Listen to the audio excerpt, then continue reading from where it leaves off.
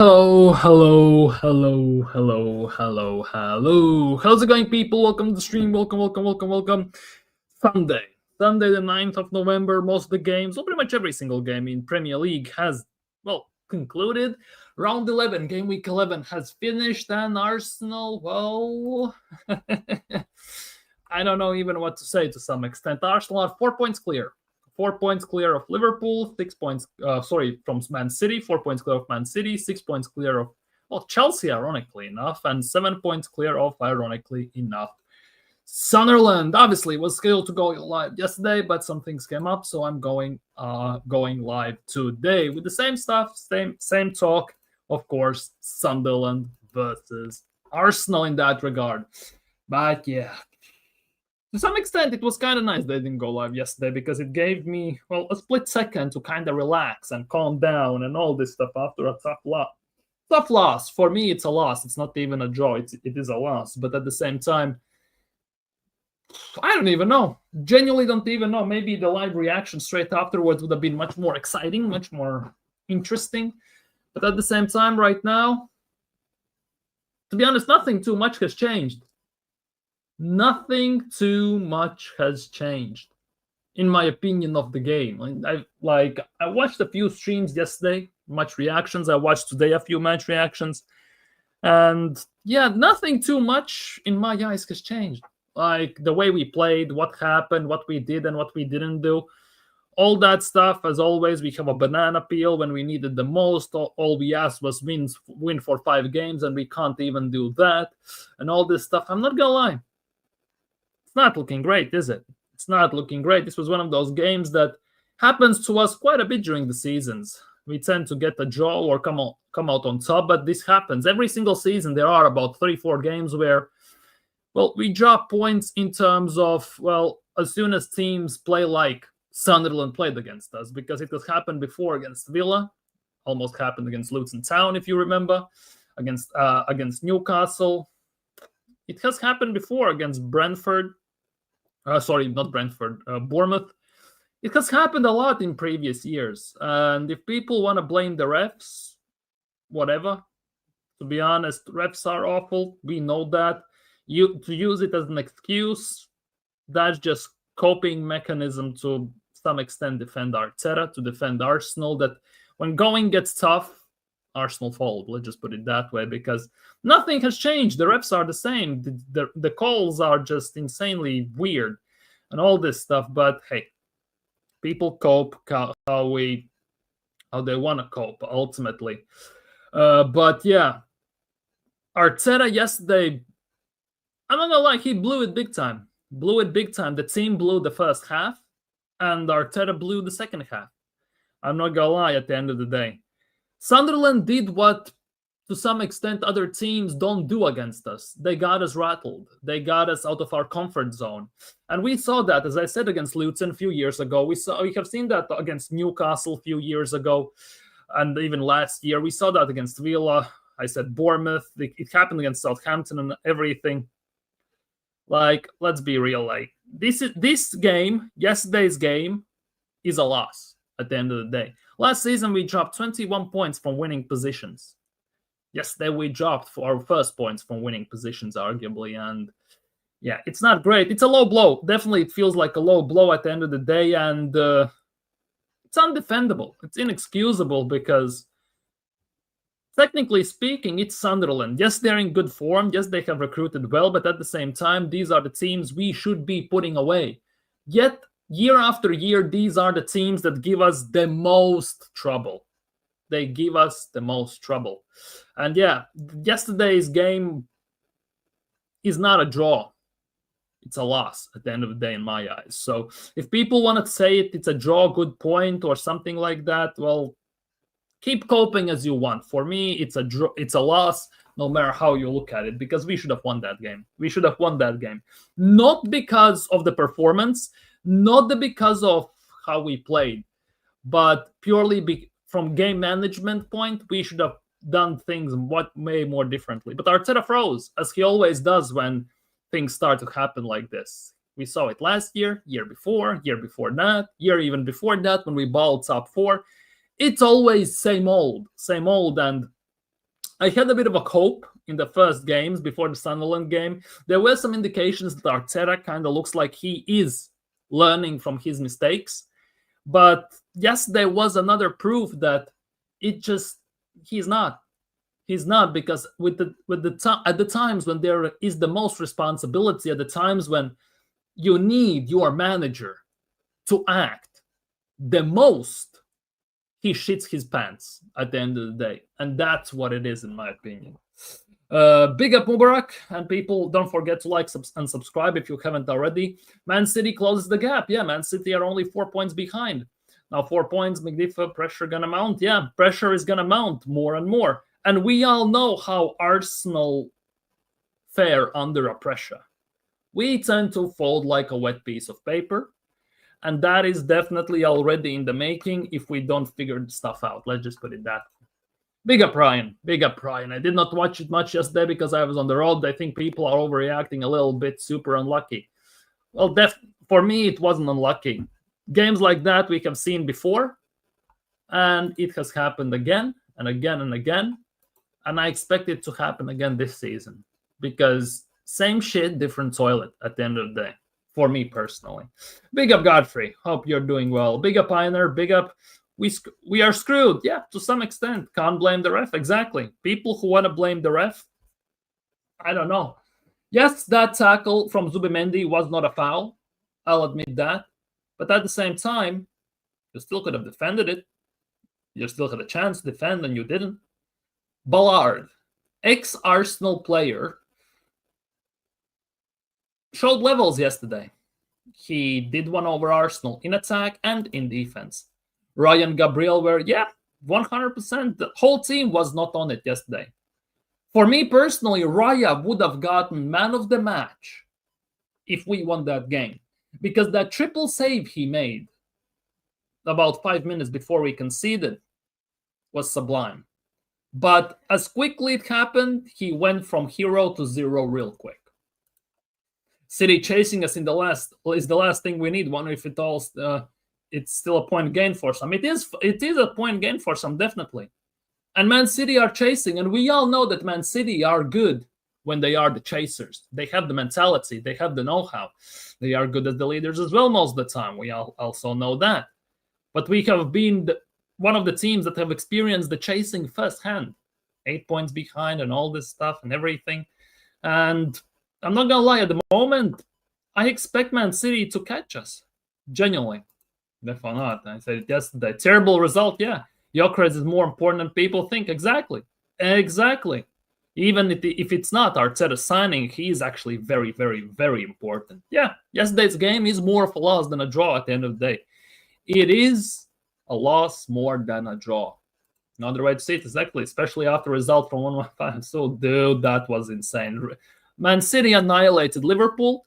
They showed them what is what, and they showed Liverpool and Man City showed that they are here to take it all. And it feels like Arsenal fans are not learning from this. We have been in top positions in November, in October, and everyone just gets giddy. We're going to win the quad. We're going to win it all and all this crap. But have you learned nothing from the past? Let's be real. Anfield the Red is in the chat. Big hub Anfield the Red. He also has experienced it firsthand that Man City chasing you is one of the worst things you can have. Only time they managed to beat Man City was when they blitzed the league and Liverpool were like 15 points or something like that ahead in January. Only time. Besides that, going toe-to-toe against Man City, it was carnage, and not in a good way. We always fought short in crucial games, yeah, and that is Mikel Arteta's signature at the end of the day. Happens in semifinals, when there is arguably one of the most pressures he has had in his career, and it happens the most when there is something on the line to some extent during the games. And that is the case. And if there is even not pressure on him and on the team, he creates that himself. Because the subs yesterday, just embarrassing. The lack of subs, pathetic. Game management, non-existent. And that's the nuts part. Big up Fusions like Jazz. Big up, big up, big up. Good morning, by the way. Big up Hendon. Big up Hendon. The sexuals all crashing down to earth, yep. those thuds as they are falling down definitely must feel nice. Fulham, Southampton, Pool, Jack incident, etc. Villa, yeah, we have all been there. We have all been there, and we know more than anyone. You don't poke the bear. And Man City at the moment, if we are looking at that from this perspective, Man City comes to Emirates and they have lost a few times over the last few seasons. This season they got a draw. Man City beat Liverpool. We didn't. Man City always has a slow start to the season and then they pick up the pace. And yeah, it's not looking great at the moment, is it? It's not looking great. And remind me, when was the last time we won at Etihad in Premier League, like properly? It's also not looking great in that regard, is it? Definitely not. Same old Arsenal cracks and frailties of this team and manager are being exposed once again, throwing a victory away with 5 minutes left in the match. Yeah, taking off Eze, putting on Mosquera. Really? You know, sometimes when you have a core number 4 linebacker, right? You have 4 defenders. Sometimes throwing on another defender actually ruins it at all. It ruins the cohesion of the defense. It ruins the rhythm of the defense because that's an extra body there. Because on paper, it technically looks nice. 5 at the back. Yeah, you should have no chances for the crosses. At the same time, it disrupts the rhythm. It disrupts the communication. And it creates more chaos for the defense to handle with. And that is added chaos to the chaos the attack creates from the opposing side. How about you take off, Saka, Trossard, put on Max Dauman, put on Vanieri, make them chase back and try to block the crosses with fresh legs. They are good on counters, cause chaos, help them. The game management was utterly garbage yesterday. And it's all on Mikel Arteta. Once again, he had this deer in headlights look where he looked clueless. He looked like Bambi on ice. He didn't know what to do. He absolutely didn't know what to do. The Man City Shark is now circling. It's getting there. It is getting there. Big up Anfield, the red once again. I quit. Don't get how Humpty Dumpty. Big up Marlon. This is a disgrace. It's shambles. The lineup ain't hard. 3-5-2. Allison, Gravenberg, VVD, Jones, Maka, Zobo, Salaverts, Isak, Kitike. It's not that, well, you know, people. It is that hard to some managers. Let's be real. It wasn't the case of Liverpool being rubbish, more case of Man City were just too good. They started on full afterburners until about the 60th minute. They were unplayable, yeah. City wasn't great, but Liverpool were just bad. It was just that. Liverpool had just one shot on target. And it just shows that this season, yeah, it could get peakums because at the moment, if you look at the schedule after international break that we are now in, almost pretty much, right? Arsenal have the toughest one. I expect Liverpool pretty much to win every single game, whether you like it or not. I expect Man City to win every single game.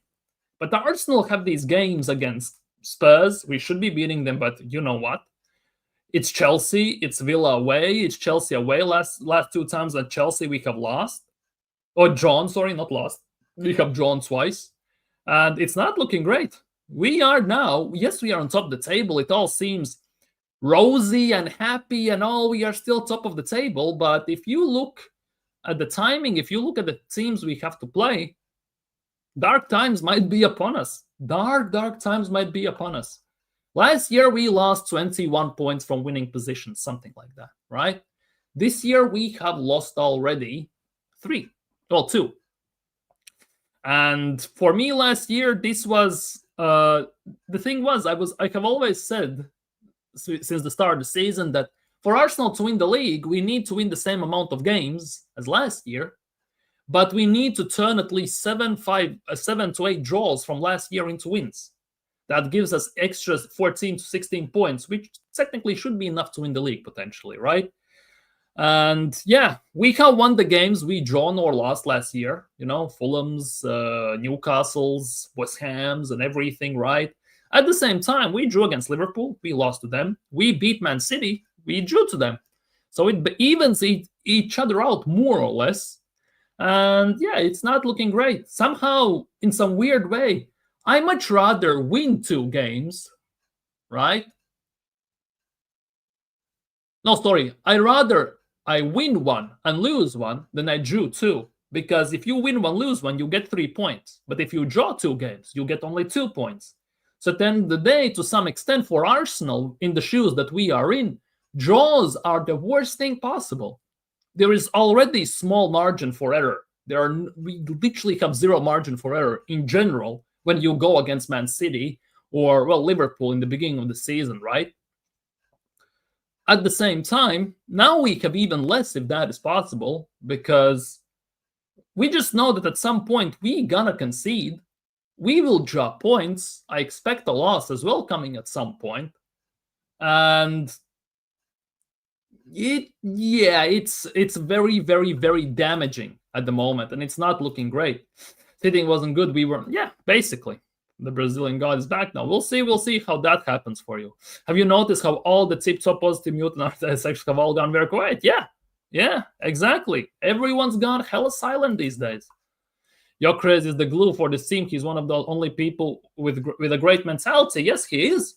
He also helps us in the attack. As ironic it may sound, yes, he maybe not score to the extent we want to, but that just the presence of Gyökeres himself kind of opens up the spaces and legs and arms and whatever you want to say to Saka, to Trossard, to Eze, because he commands and demands extra attention from the defenders. And with Marino up top, well, you might as well have a cone up top. You might as well have a oak up top. He just stands there and they just don't pay any attention to him to some extent. 3 subs, 3 fucking Sandbergs come on for Cam. Yeah, I think that defensive sub kind of ruined our defense, the rhythm and the cohesion of our defense. Because as I said a few minutes ago, yes, 5 defenders on paper is better, but in the mix of the game, in the heat of the game, when everyone's in their rhythm, that 5th defender kind of disrupts the rhythm of the defense, how they defend and what they do. And in the end, partially it cost us to some extent. What he did was so predictable, and Sunderland was ready for the same BS as always. Yeah, Sunderland pretty much kind of showed the blueprint how to get rid of us, how to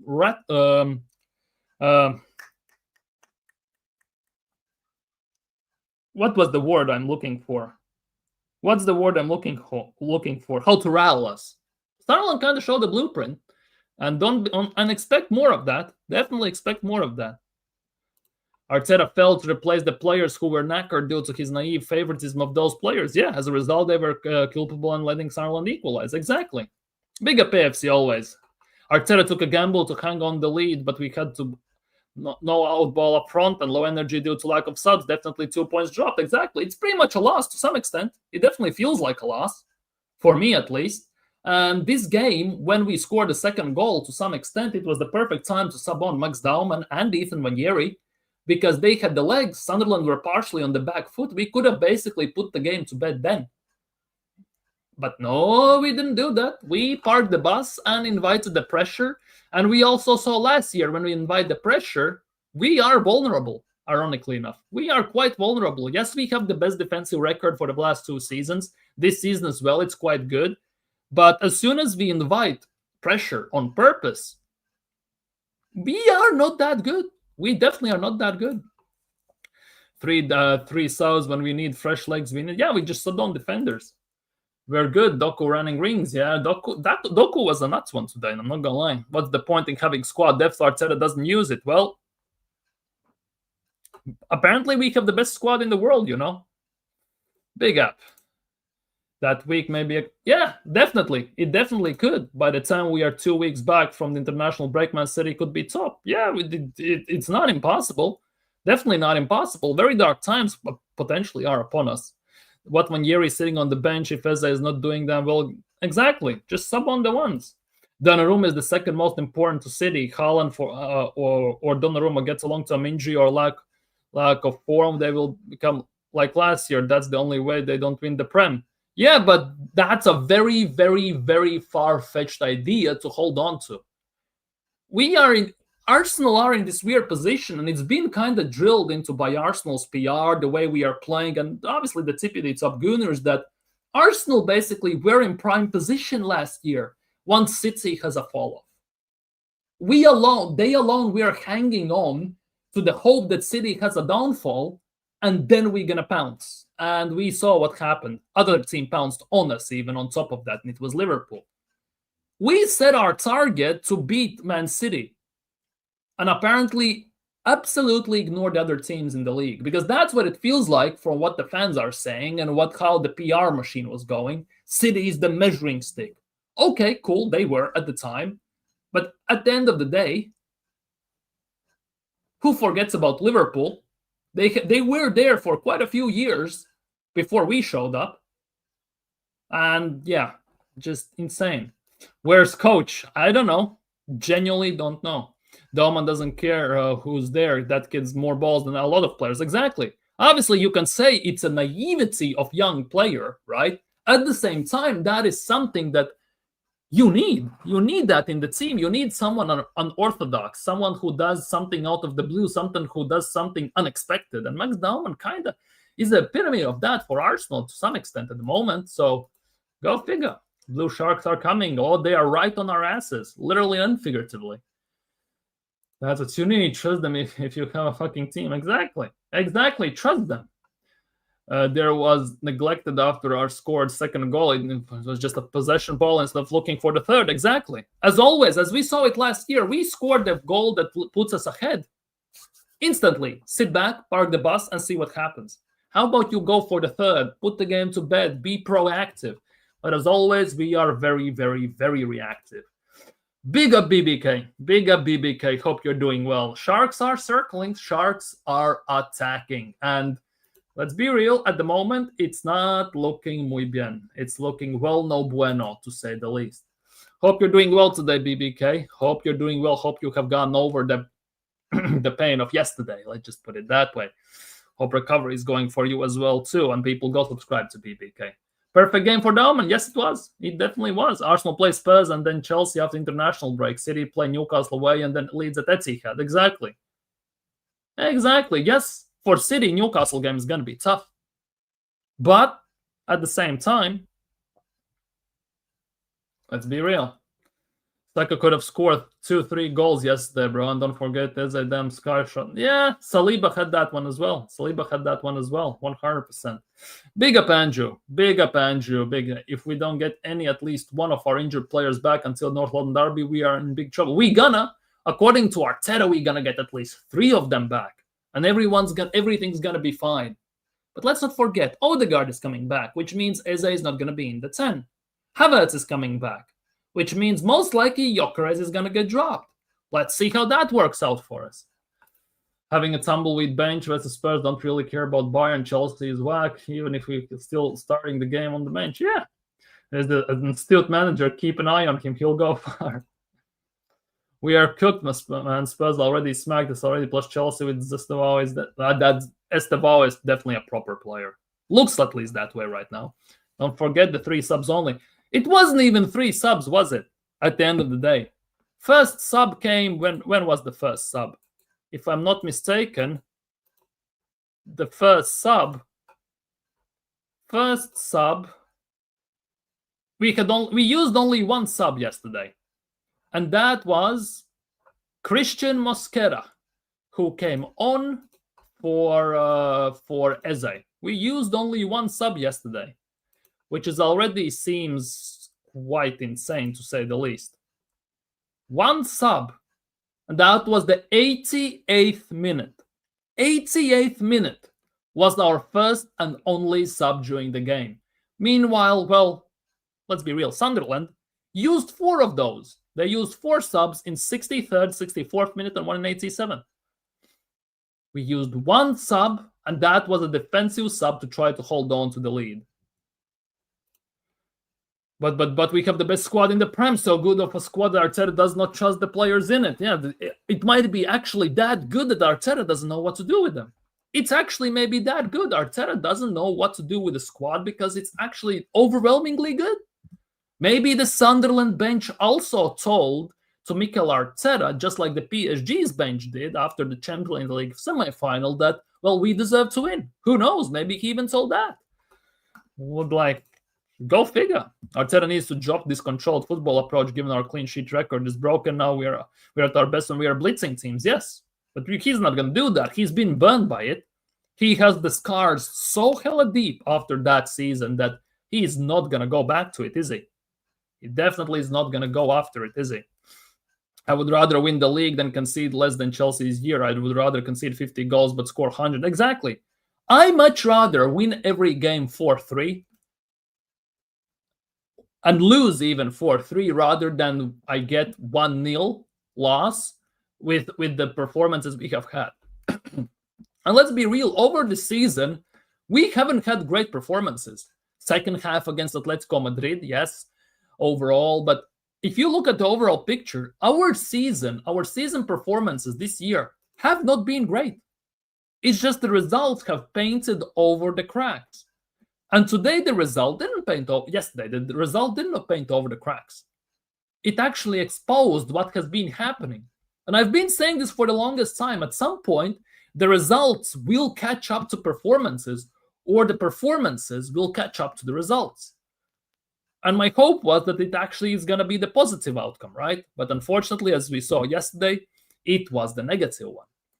Liverpool beat us with the same team who is losing now to show how bad we are. Our best Sunderland are better than us. Surprise, who else going to be smacking us next? Well, he has the blueprint right now.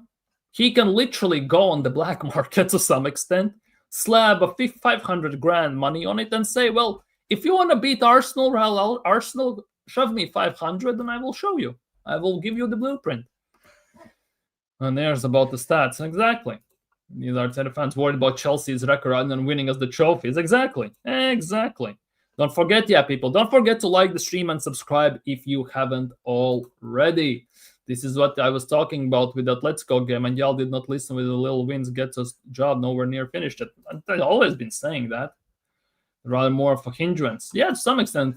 Lebris moved their investment board so we would harder win the long throws. Yeah. That was one of the excuses for top Gooners, wasn't it? This was one of the excuses. They trademarked it, basically. Where is it? This one. Basically, this one. Sunderland have moved the advertisement hoardings forward at the Stadium of Light to counter Arsenal's long throws. See, it's all happy. It's all roses, rainbows, Skittles farting, and all this stuff when Arsenal do dark arts. But as soon as somebody else tries something like this, oh, toxic, negative, oh, they're scamming, they're cheating, and all this stuff. If you're willing to dish out this crap, you must be willing to take this crap. And apparently our fan base is not ready. Because when Ben White, Gabriel, and everyone does these dark arts, hey, look at them, Ben White did dark arts over them. But when someone does it to us, oh, no, that's not fair, he should be punished. Well, if you cannot take it, don't dish it out at the end of the day. If you cannot take it, don't dish it out. He is selling the blueprint, 100%. Big up, Eros. Mikel music in the building. Hit the likes, people, and subscribe. Funny that Sunderland had no problem doing their long throws, did it? Exactly. 100%. To me, Arteta threw this game away, without shadow of a doubt. This game is, first half, you could argue, is on Arteta and the players. Second half is more on Arteta than the players, at the end of the day. They for sure had a good game plan. Exactly. They had it all figured out. What, where, why, how, and what, and everything. Definitely. They had no problem with nothing from the first half. They was cooking us, and they scored their chances. We would lost badly. We were nowhere in control in this match, and that second goal was disastrous. Exactly. And let's not forget, cup game in Carabao Cup against Brighton. We should have been 3-0 down in the first 15 minutes. If they had Danny Welbeck instead of Pirot up top, it probably would have been 3-0 in the first 15, 20 minutes. And let's be real, we are not coming back from that. We definitely would not be coming back from that in the first half. So the signs have been there throughout the course of the season. We just have caught life at many times. But obviously, many Arsenal fans want to turn a blind eye to those situations. Gabriel should have done better. Yes, he should have. Ballard, right? Ex-Arsenal player. He definitely had Gabriel rattled to some extent because he absolutely bullied Gabriel in attack, and he absolutely shut us down to some extent. He also made the game-saving block from Merino in the 90-something minute just after Sunderland had scored the equalizer. So, yeah. Main problem is Arteta. Yes, at the end of the day, it is. It is. Where's Coach? I'd like to hear his take on, definitely. I want to hear Coach and I want to hear Dio. Those two. Because those two have said that the quads are coming and everything is coming. I want to hear what they're saying now. Skittles farming. Yeah, you know it. You know it, D-Ross. Arteta did flop with the sub. Should have brought on Ethan as fresh legs for Eze or something. It really came to fitness. Sunderland brought 3 fresh players and put us to pressure. Exactly. Brought on Adingra as well. Someone coach once at Arsenal, by the way. Why didn't we sub on Dauman and Wenjeri? 2 fresh legs. They could sprint back and forth and try to block the crosses with bare efforts, and they would actually be a good outlet in the counterattacks, especially Max Dauman, that he with his I don't give a damn attitude, right? But hey, Saka must play the full 90, even though he barely can stand on one leg, and Trossard and everything. Arteta's favorites and his favoritism towards specific players to some extent is costing us quite a bit. To some extent, it's costing Saka his career, partially, and it's costing us the games as well. If we cannot damn the trolling, don't stop cockiness. Exactly. If you cannot take it, don't dish it out at the end of the day. If you're 1-1-5. The first half wasn't that bad. Someone really pushed hard and their barriers ran out around 60th minute, but that's where Arteta effed up. Exactly. One sub. Arteta made one sub. 88th minute. Merino came on for Eze. That's it. No other subs. That's it. No Wenjeri, no Dauman, not even Anush, no nothing in the midfield, no nothing. And it has proven over the years that we, despite the fact that we have 6'2" athletes in the team and all this stuff, right? We cannot deal with physical, nitty, grinding, in the bone, old school type football. We had that against Newcastle, as I said, Villa, Luton Town, Southampton. Over previous years, we have had it multiple times. And it's evident that we haven't learned from it. Arteta hasn't learned from it. And it has shown that we have the toughest issues against that. Same happened against Porto as well in Champions League. Lisbon Sporting in Europa League. Same indications, same style. And it completely annihilated us. And it's the same. It has happened, and it's the same. And Arteta didn't change it, didn't adjust to it. He just went with it. Big up, Overlord. Big up. We weren't even winning the second balls. Lack of hunger. U-shaped passing again in the first half. Manager will never change even with a good squad and dangerous starting 11. Will he deliver the Premier League? Well, I still believe no.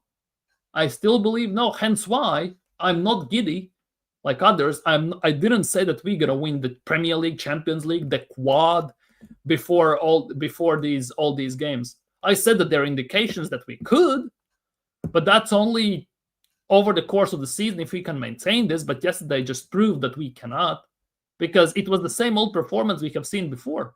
Same old, nothing new. Same mistakes, same issues. It was evident that Arteta hasn't learned from them over the last 5 years. And the teams are going to try and play like that.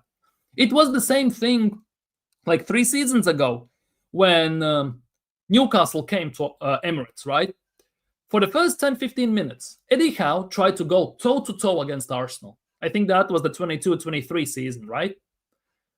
In that time, we had chances to score about 3-4 goals. We didn't. Eddie Howe saw that he's getting cooked.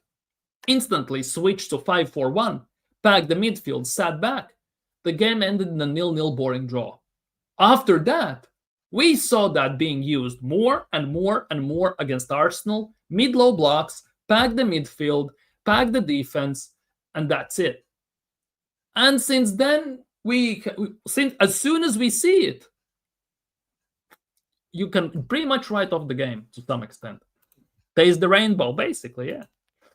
Big up, John. Big up the people. The draw was annoying, but we'll start the winning run against BS Spurs. Well, we'll see. We'll see. It damn backfires. Stop the damn cockiness when we win, because we ain't close to getting the job done. Exactly. November champions. That's what we can call ourselves. November champions. October champions. 10 games in the season, we gonna win it all. That's what they say. How about we win it all at the end of the season? Nobody gives you a participation prize. Nobody gives you, I don't know, a wooden medal for finishing first in the group stages. Nobody gives a damn. What happens at the end of the season? What happens at the latter stages of the tournament? That's what counts. Nothing changes. Nothing changes after groups. Like, it doesn't change. 13 likes, people. If you haven't already, smash the likes and subscribe, people. Smash the likes and subscribe. Yeah, nobody gives a damn about Chelsea's defensive record. Arteta cost us the game, adding another defender, messed up the rhythm on the back. Yeah, 100%. And he cost us also the game when he didn't sub on attackers when Sunderland were in the back foot after we scored the second. And to be honest, the goal we scored, for example, the first one Saka scored, that was full on for Declan Rice. Declan Rice forced Lafay into mistake, and we basically pounced on it because their defense was not set. Second goal was sheer utter brilliance in that moment from Trossard. But everything other that we tried and we even created to some extent from open play, we just skied it. We missed it. To some extent, we didn't even make goalkeepers make some wonder saves like they did with Raya, where Raya had to make a triple save. We didn't even do that. And in the last seconds, yeah, Calafiori open at the far corner, doesn't score. Then Merino has a chance to whack it into empty net, and Ballard blocks the shot. And that was all she wrote. The young fans always cry at the end of the season, seeing we didn't win anything because of Manjan. They still have their back. Lebrio saw which players, if he were tired, and brought on subs. Exactly. They got second wind and pushed on. Arteta went into coward mode and got punished. Exactly. Silly Robo. Others on giddy when they get tugged. Right there in times, but it was amazing. Still confident about winning the league, but I'm not with those saying we are winning the quad and treble. Yeah, I'm also not too excited about the league. Because unless we shape up, this could be start of something very dark. Big up, Heiner. Big up, Heiner. Big up. Just like the idiots who were saying we were gonna smash them 5-0. We are winning the Champions League. We are doing quad, idiots. I hope we can beat Spurs and Chelsea. And to be honest, I'm not that sure. Same. I'm not that convinced as well. At the moment, I'm definitely not that convinced. Reminds me of Fulham 2 seasons ago. Blew a 2-1 lead against 10-man Fulham in the last minute of stoppage time. Yeah. When Zinchenko booted out for an unnecessary corner, and then Paulinho scores a header. Yeah. I remember that.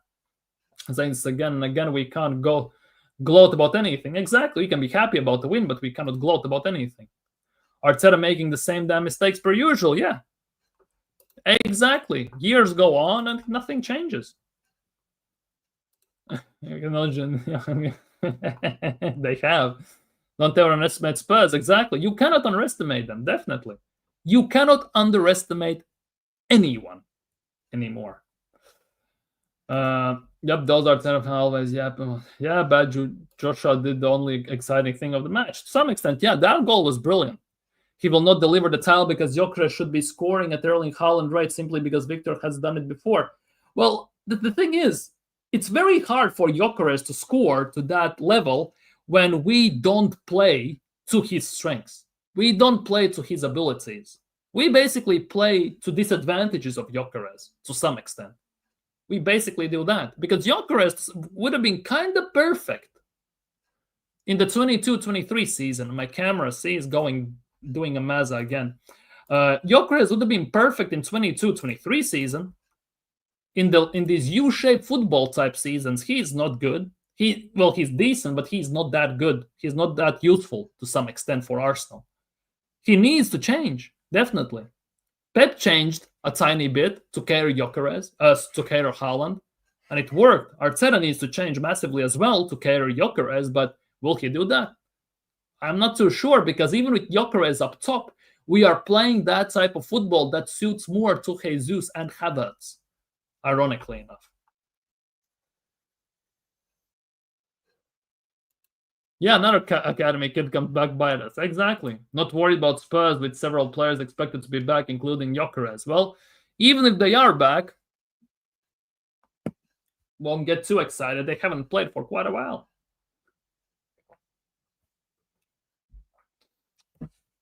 to some extent as well. Big up PW, big up, big up, big up. They're only all our damn future. Yeah, to some extent, but at the time they were not good, so they got cut. After a few years, they come back to bite us at the end of the day. Arteta gonna keep him on ice. There is a possibility of that, definitely. Haaland has got coach Pep. Gyökeres has the worst coach of all time. If Jesus started striker in the match, and I'm gonna lose it drastically. Well, we will be able to see that at some point, definitely. We might see that at some point, not shadow of a doubt. Don't get it twisted. It could happen. It definitely could happen. I can see it happening as well. Jesus will start some sort of a game at some point, without shadow of a doubt. But yeah, people, let's quickly do this because, well,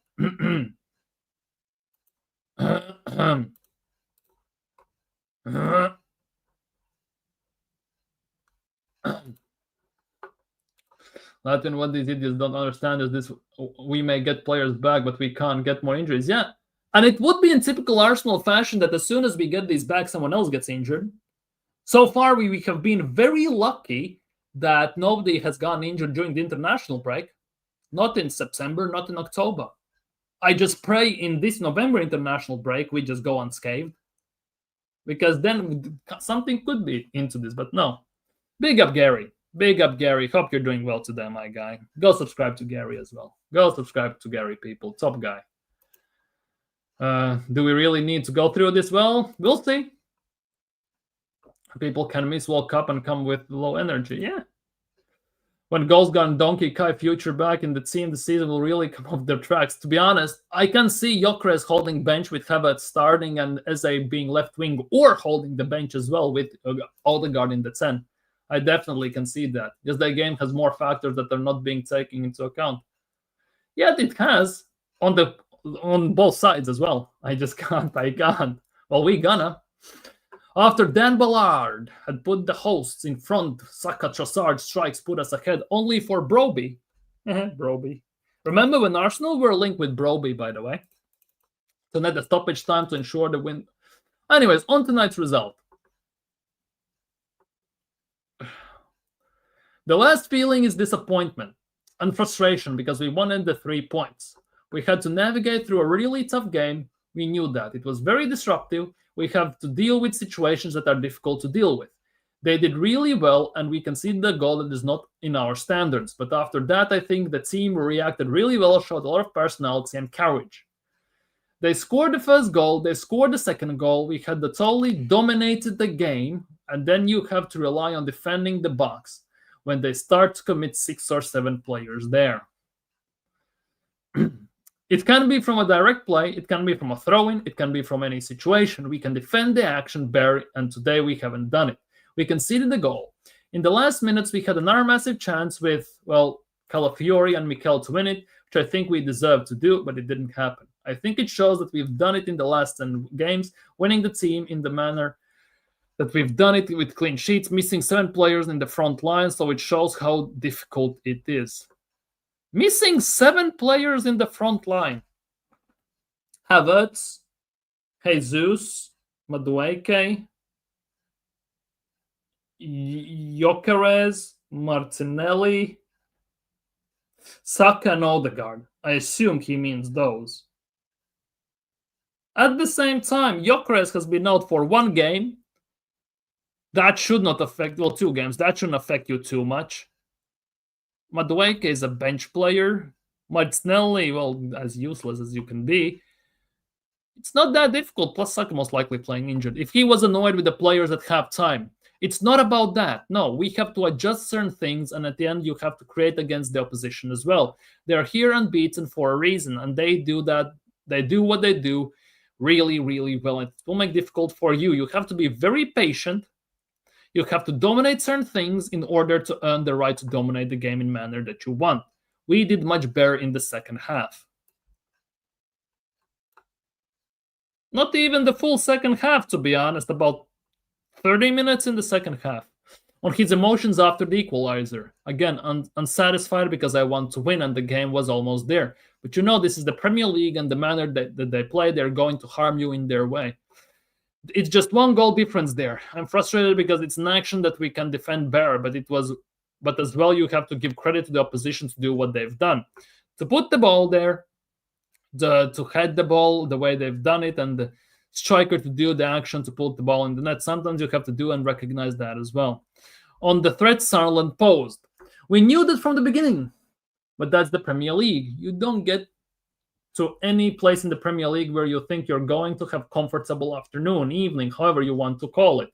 And again, it's not a coincidence that they're what they're doing.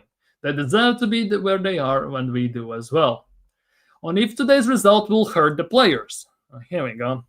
Yeah, of course it hurts, especially when it costs you points. We know that we have to do better. And even though we are conceding goals, there are things that we have to improve on the ball. I always mention that, and that's it. Learn from the past and get back. Learn from the past, Learn from the past. This guy doesn't learn from the past himself. What the hell is that about? He doesn't learn from the past himself. Like, let's be real, he makes still the same mistakes he made 5 years ago. What the hell is doing that? On how he felt when the clean sheet record went. A pain in my tummy. Oh, because I don't want to concede any goals. And it was a goal, obviously, that was putting the game in a difficult position. A pain in my tummy. Oh, I'll take some medicine then. Grow a pair. I don't know. Like, come on, man.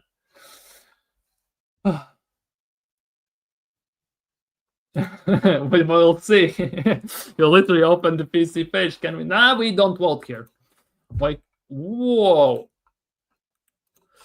Why can't I join membership? I have no idea. Literally, should be there. It should be there. It's enabled. It is working. Most likely, maybe have to do it from the app. Not the app, the web browser or something. Especially if it's on iPhone, then you have to do it from the web browser. It doesn't allow it to do as efficiently from the app. Don't talk about in person, or it will happen to crash out badly. It will be the worst. The manager's rotation is the worst. It will be tested this year. It will be tested. It's already been tested. It was tested last year, and it just shows that it's not good enough. And it also shows that how big of a difference does everything make. Before last summer, before we signed Gyökeres and Madueke, right? We had spent only 80 million on our attack. Seriously, out of the 750-something million we had spent over that course before last summer, right? We had only spent 80 of the 750 on the attack. And we can see that our attack is not good enough. And because the rest of the money has gone to defenders and midfielders. And it shows. It definitely shows the way we are playing, the issues we have, and how some things are going down the drain without shadow of a doubt. You're now region, you have lucky YouTube. Yeah, they dominated us the whole first half, and every time we got our chance, we skied. Every time we get a chance in that game, we blew it. That was also Arsenal's issue last year. That was Arsenal's issue last year because we created sometimes some chances, but when it comes down to putting them into the net, it tends to end up in row Z at the end of the day. I hope Eze will contribute more. Trossard was very good, man of the match for me. Like, Eze must contribute more, but it also feels like Eze is a bit in a cruise mode because Odegaard is out. Nobody can challenge him, and he's not up for that. So we'll see what happens when Odegaard comes out. The issue with that is Eze might not see the pitch when Odegaard comes back, so might not even get a chance. Havertz, Odegaard, Nelly won't help. Celta Vigo versus Barcelona is a banger of a match, end-to-end, 2-2 on 43rd minute. Yeah, Celta Vigo is a very, very weird team. Very weird team, because when I watch them, it's either they are sometimes a little bit good, sometimes a little bit shit. It depends. Barcelona just scored, by the way. It's 3-2 Barcelona on the stroke of halftime. Barca just scored. Let's just say it as it is. 3-2. Who scored? Carrera, Iglesias, Lewandowski, and Yamal has scored. Ironically enough, Lamine Yamal has scored for Barcelona. 3-2 at halftime. That's a cracker of a match, I'm not going to lie. Honestly, Saka has been poor. Noni was playing better than Saka before injury. Yeah, he was. And yes, Madueke has no end product. Well, he doesn't have the best of end products. He tends to panic in the final third as well at times. But one thing I like about Madueke, his thought process is always go forwards. and the way he plays, he causes chaos. And that is something I think Arsenal need. We are too plain, too pragmatic, too predictable, and players like Max Daumann, to some extent Ethan Wanyeri, even Noni Madueke, they cause chaos in the attack. They do the unexpected at times. They do something unorthodox, which is something, in my opinion, that is very, very missing from our attack, because we do patterns and we do them very robotic, sometimes too slow, sometimes too predictable, and when that combines, we always just disappear. Trossard carry us to the second half, one pushing passes. Yeah, Trossard was somewhat decent, actually. Just gonna play. You know it.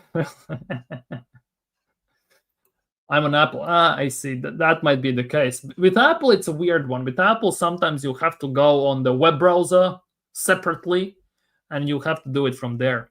Finally, someone admits I talked to other Arsenal fans about that, and they cursed me out. Saka is not the same because of the injury wars being rushed back, and I think he might be still injured. Still might be injured.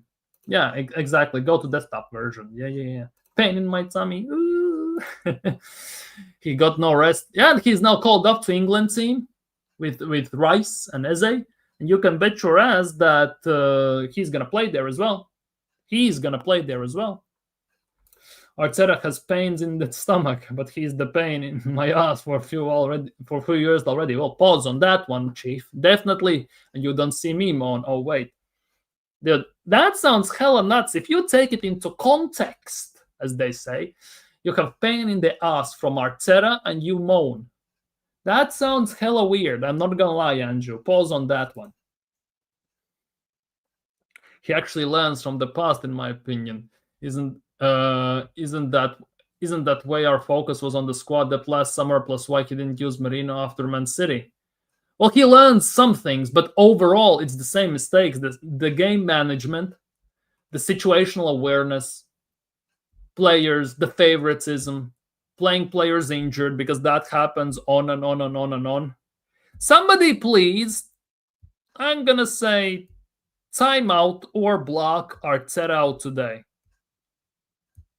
Because promoting yourself in your own in a other person's channel is hella disrespectful. Thank you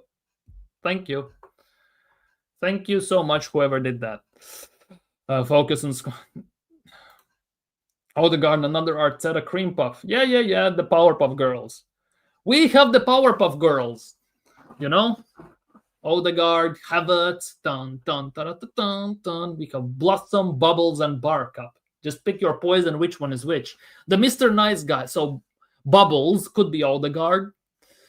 Havertz could be Barcup. And Blossom would be... I don't even know who would be Blossom. Who could be Blossom in this? No, I want to say Saka, but maybe not Saka. Like, you know. We have the Powerpuff Girls for Arteta. And obviously, Arteta is the professor, whatever, plutonium, whatever he's called. Oh yeah, Calafiori, big up Angel. Calafiori, he's Blossom. And then Arteta is like Professor Plutonium. I just went to see EPL before I get tickets next week. That's close. Banger certified cinema match.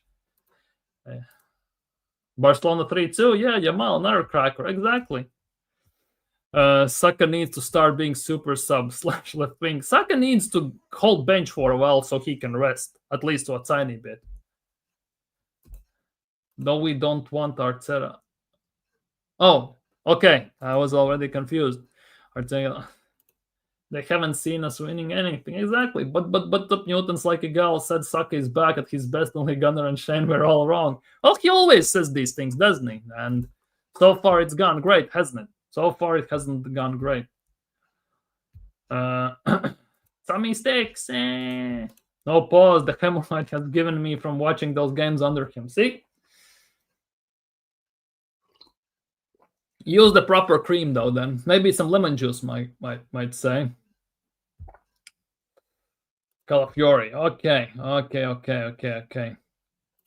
Honestly, Arteta Arsenal are damaging my mental health. I don't think I can take one more year of this shit. Well, Hold on, because we are literally what? How long we are into this? What, 11 games of the season? We have about, what, 50 overall to go, so we are about 20% into the season, so brace yourself. And that is 50 games overall. That's provided if we get to even finals in every one of them and stuff like that. Brace yourself. At least you didn't say toothpaste. Well, you can try some, I don't know, sodium bicarbonate or something like that, that works. On poison ivy mostly, but might be poison ivy. Might try that one. It's not the PSG Lyon game entertaining as well, too. PSG are struggling, but obviously Hakimi is out with injury, Dembele is out with injury, if I'm not mistaken, aren't they? Yeah, Zaire Emery is playing right back. Yeah, and Dembele is out. Kvaratskhelia scored and Zaire Emery scored from right back, ironically enough. Nuno Mendes has an injury, Hakimi has an ankle injury, Doué has a muscle injury, and Dembele has a calf injury. So 4 of their best players are out injured. Lemon juice, Oh my god, just looked at my FPL. It seems that this game week is for a lot of people. Yeah, this game week is a wild one for FPL because that City-Liverpool game, Arsenal game, of course, definitely threw a spanner in the works. That United game. I literally, from this United game, have De Ligt on the bench. 9 points De Ligt on the bench. Yeah, Chevalier is very suspect, definitely. Chevalier for PSG is very suspect. Do they have Chevalier in goal? Because he definitely is not the best one at the moment, at least. Yeah, they have Chevalier in goal. Yeah, he had a decent season for Lyon last year, but overall, he's not the greatest. Let's just put it that way. Saka hasn't been anywhere near 23, 24. Saka is the QT best before part. That's the thing. Saka got injured last year. We all know that in December. And since then, he's been anonymous when he has been rushed back from injuries and everything. He scores on occasion, but overall, yeah, it's nowhere close. Nowhere. Did Saka get an assist yesterday? I don't think he did. Did Saka got an assist yesterday? I don't think he did. Because if Saka didn't get an assist yesterday, which means if Saka doesn't get an assist against, Spurs, let's just say it as it is, the next game in Premier League is against Chelsea. That is 30th of November, if I'm not mistaken. On the 30th of November, will mark 1 year since last assist Bukayo Saka has had in Premier League.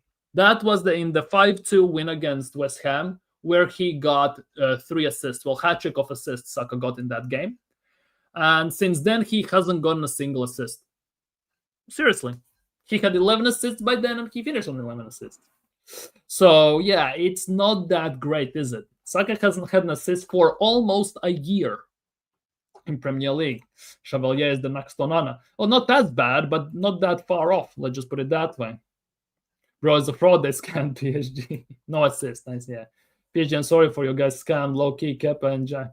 Poor Baron and the Chevalier. Well, we'll see about that. Oh, shit, we are cooked. Chelsea, have mercy on us. Well, we haven't won at Chelsea for, 2 years now running? Let me check. Because I think the last 2 games against Chelsea away have been a draw. 2 draws. 2-2 and 1-1, wasn't it? Yeah, we drew against them, and we drew against them before. It was 1-1 last season and 2-2 2 seasons before. And then, 3 years ago, we won 1-0. And then four game was 2-4. Yeah. We haven't done that great there. Fact, no assist in almost a year. It's insane. Exactly, for a player like Bukayo Saka, with or without injury, given the amount he plays and how long he technically has been back, it is a bit worrying. Not a bit, quite a bit. Who scored the winner in the last game we won? Was it Gabriel? Last game we won? You mean in Premier League or Champions League? Last game we won was 2-0 against Burnley. Gyökeres scored and Declan Rice scored. In Champions League, we won against Slavia Prague, and obviously Bukayo Saka scored the penalty. That was the winning goal. Versus Chelsea? Let me check. I don't remember now on top of my head. Let me check. We won at home. We won against Chelsea on March, right? March 16. Let me check. It was Merino. Mikel Merino scored against Chelsea 1-0 last year on March 16. The game was at Emirates. But if you mean the last game we won away against Chelsea, that was 1-0 in 2002.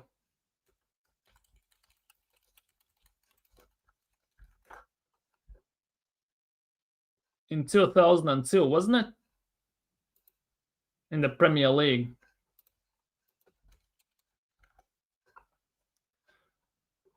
Uh,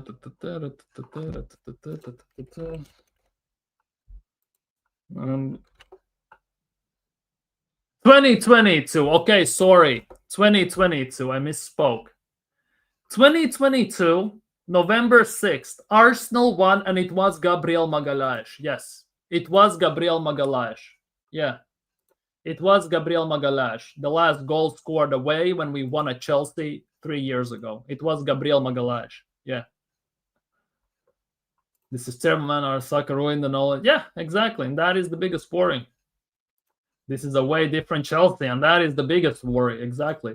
In the Mudryk scored that bullshit cross against Arsenal at the bridge. Yeah. Just like Saka scored in that 5-0 win, or Ben White scored that one. That was also nuts.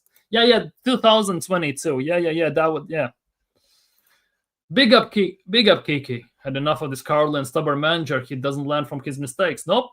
And we still have at least 6 months of that. At least 6 months of that, because I don't think we are sacking him mid-season. So we have at least 6 months of this still. This Chelsea has Estevao and can cook. Yeah. They can play without Palmer. That is, no. Okay. Yeah, Chelsea obviously at the moment are a bit of a hit and miss, right? Let's not forget about that. But didn't Sunderland beat them at Stamford Bridge? Didn't Sunderland beat them at Stamford Bridge as well? There was something to it, if I'm not mistaken.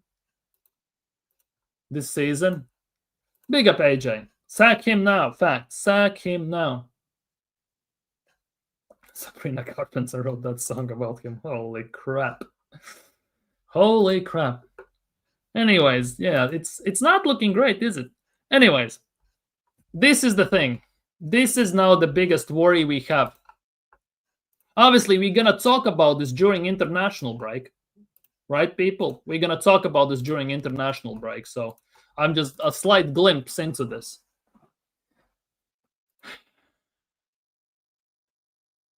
These are our first 6 games back after November international break.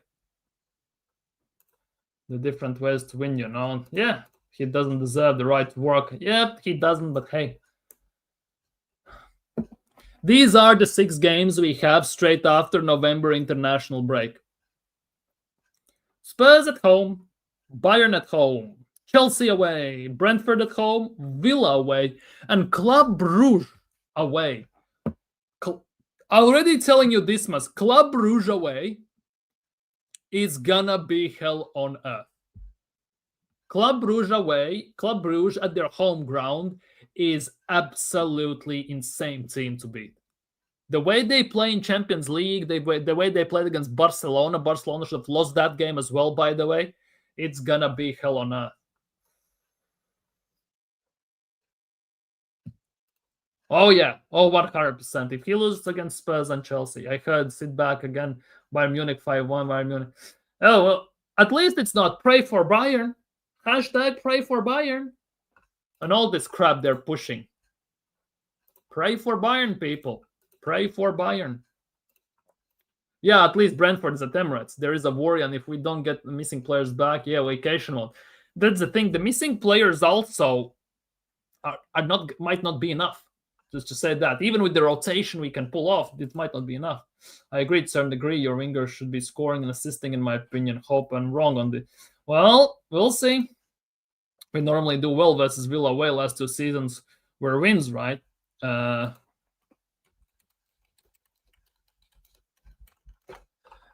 Arsenal versus Aston Villa.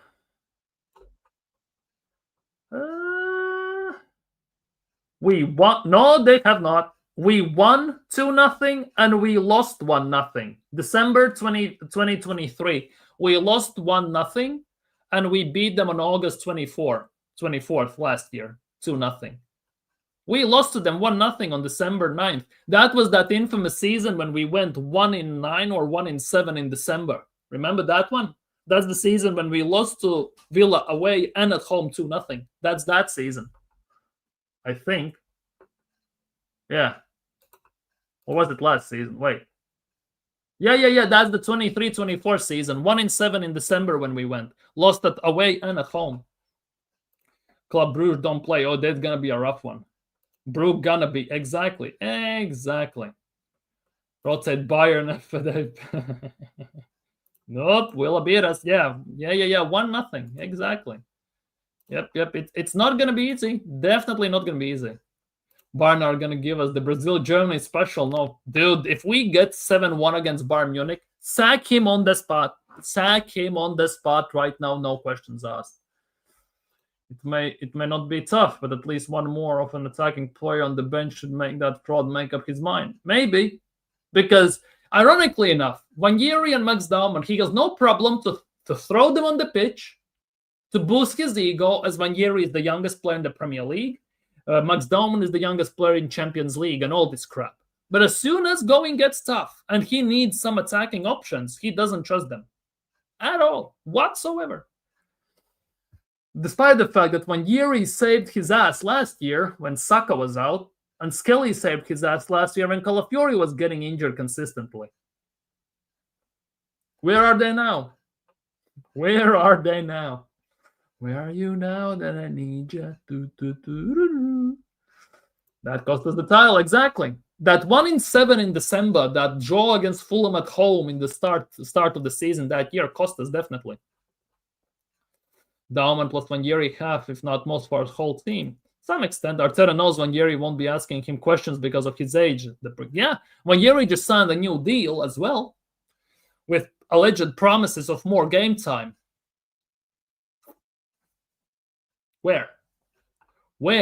I swear we have seen him so far less than even last year, what it feels like.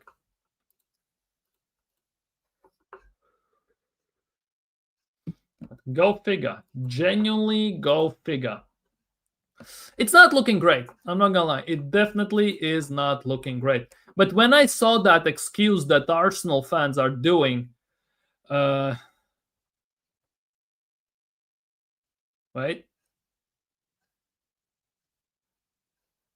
See? Yeah, coping mechanisms on social media have already started, by the way. Coping mechanisms on social media have already started. Genuinely, yeah.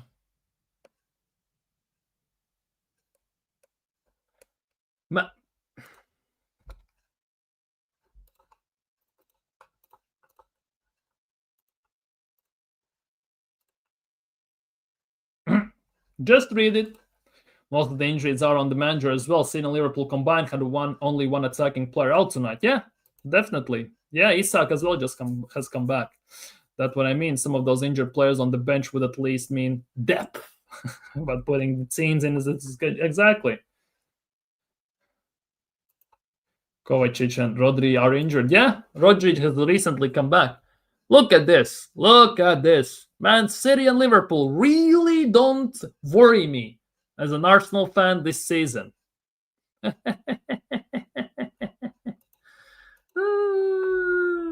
cope is too strong. The copium is going too strong in this. What else is here?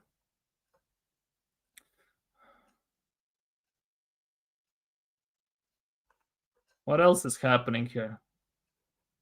Anything special here?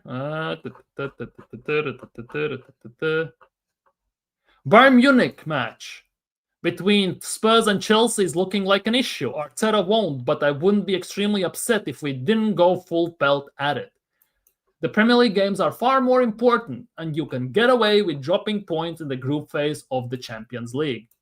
Mind you, these are the same people who said, yes, we have Bayern at home. We must finally show them what we got. Best squad in the world, best depth in the world, best defense in the world. We finally gonna avenge our 5-1s against Bayern Munich. Fast forward a few weeks, obviously. Oh, Bayern Munich is not as an important game anymore. We can drop points against them. It's starting to scare me. What happened with Arsenal being scintillating, scary, dangerous, exhilarating, and all this crap? Where has that gone? Life comes at you fast. Period. Life comes at you fast. Hella, period. And let's not forget, football is a humbler. Football is a humbler, no matter how you look at it. Can I smack him? How fast things change, exactly. I'm also in that coping mechanism. Sunderland were actually good, but because we didn't have anything on the bench but depth in the main pushing points. Yeah, exactly. Best bench in the world. How many times did we throw away cup competitions for the Prem? What a clown. How many times? Exactly. Exactly. Bayern have the belt for is Chelsea, Spurs, War City. They have the leather belt for us. They all have belts, just different ones. Based on how we fare against Bayern, by the way, they don't even have a belt. They literally have like a copper wire. They just instant impact. Copper wire or wooden shoe, you know? Like the African families or even a general flip-flop like the Latinas may have, like, shit, it's a genuine weapon for them. That kind of typical of the Lou. Yeah, basically, yeah, exactly. But yeah, people, if you haven't already, smash the likes and subscribe. And yeah, for today, I'm gonna be signing off. I'm gonna go relax. I'm gonna go chill. Maybe, just maybe, I might be going live tomorrow in the morning. Let's just put it that way. Maybe midday. We'll see. I haven't figured that part out as of yet. But for today, I'm gonna be signing off. So take care, people. Have a nice evening. International break is kicking off, so we're gonna do a bit different type of discussing streams, talking about, let's just say, underrated 11 in Emirates era, right? We're gonna talk about Victor Gyökeres. We're gonna talk about Arteta, Bukayo Saka. We're gonna talk in season's review overall so far. And we're going to also, of course, talk about predicting expectations after international break and all that good stuff. Have a few stream ideas lined up, thanks to you all as well, because you have suggested some of them. If you have any more, leave them down in comments below or in some posts.